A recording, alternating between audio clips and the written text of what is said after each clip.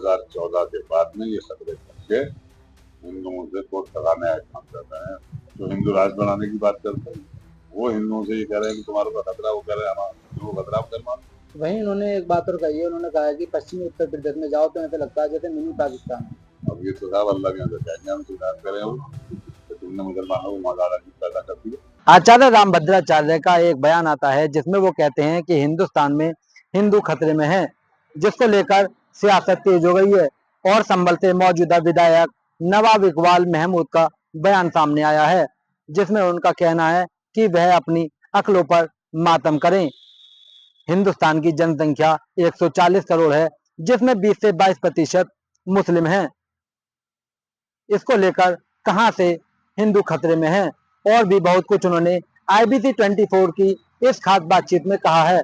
आइए आपको सुनाते हैं क्या कुछ उन्होंने कहा। क्या करें, उनकी अकल पे मातम करें, उनकी अकलों पे मातम करें। हिंदुस्तान में 140 करोड़ की आबादी है, जिसमें 20-22% मुसलमान, 120 करोड़ हिंदू समझिए, 20 करोड़ मुसलमान।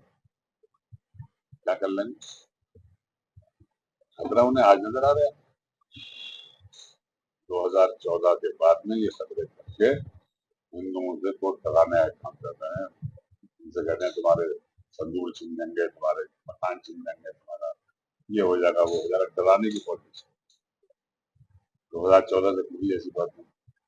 हिंदुस्तान को आजाद हो गया, हिंदुस्तान को आजाद होगी 70-75 साल हो गए हैं, इसमें कोई परेशानी नहीं आई। जब से बीजेपी की सरकार आई है, जो हिंदू राष्ट्र बनाने की बात करते हैं वो हिंदुओं से ये कह रहे हैं कि तुम्हारे को खतरा, वो कह रहे हैं हमारा वो खतरा मुसलमान।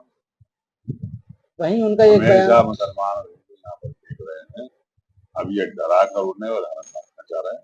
आज भी हिंदुस्तान के अंदर सेकुलर किया जाता है, सेकुलर लोगों की संख्या ज्यादा है, और वो सब के सब हिंदू मुसलमान के अपने मैरिज का आधार। वहीं उन्होंने एक बात और कही है, उन्होंने कहा है कि पश्चिमी उत्तर प्रदेश में जाओ तो ऐसा लगता है जैसे मिनी पाकिस्तान है। इसको लेकर आप क्या कहें? अब ये तो साहब अल्लाह के यहाँ से कहेंगे, हम स्वीकार करें वो तो तुमने मुसलमानों को मजारा पैदा कर दिया है। मुसलमान अगर पैदा अगर इस क्षेत्र में ज्यादा हो गए, ये तो अल्लाह की देन है। अच्छा, वहीं उन्होंने फजूल बातें हैं जो चल रही हैं हिंदुस्तान की जनता की। ये जो है तकलीफें हैं, बच्चों की पढ़ाई है, भुखमरी है, बेरोजगारी है, इन सब के ऊपर ध्यान न देकर इसको भटकाकर दूसरी तरफ ध्यान दिलाना। इस चीज का एहसास जो वोटर है बीजेपी के उनको होगा 10 साल के बाद, जब उनके बच्चे रोएंगे जब पिकनिक करते हैं। वहीं उन्होंने एक बात और कही, उन्होंने कहा है कि हिंदू किसी को छेड़ता नहीं है, और जो हिंदू को छेड़ेगा उसको हम छोड़ेंगे नहीं। इस पर आपका क्या कहना? बताओ, दो सवाल हो गए। आप कह रहे हैं हिंदू कर रहे हैं, मुसलमानों से एक तरफ आप ये कह रहे हो कि हमें छोड़ेंगे नहीं वो है। हमारा तो अल्लाह मालिक है, छेड़ेंगे छेड़ेंगे, जैसा भी होगा देखा जाएगा। वहीं धीरेन्द्र शास्त्री का भी एक बयान आया, उन्होंने कहा है कि जो भारत में रहते हैं वो नकली मुसलमान है, जो असली मुसलमान है वो विदेशों में रहते हैं। इस पर आपका क्या कहना?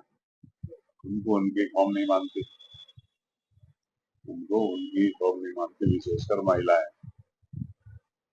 जितनी अभद्र भाषा का प्रयोग उन्होंने महिलाओं के प्रति किया है, कितनी गलत बातें उन्होंने की है, बहुत नाराज है हिंदुस्तान की औरतें, महिलाएं, खासकर हिंदू महिलाएं।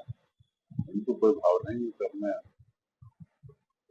रोटियां सेक रहे हैं। जैसा कि आपने सुना, संभल विधायक नवाब इकबाल महमूद ने कहा कि 2014 से पहले कोई खतरा नहीं था, 2014 के बाद ही यह सब खतरे बढ़े हैं।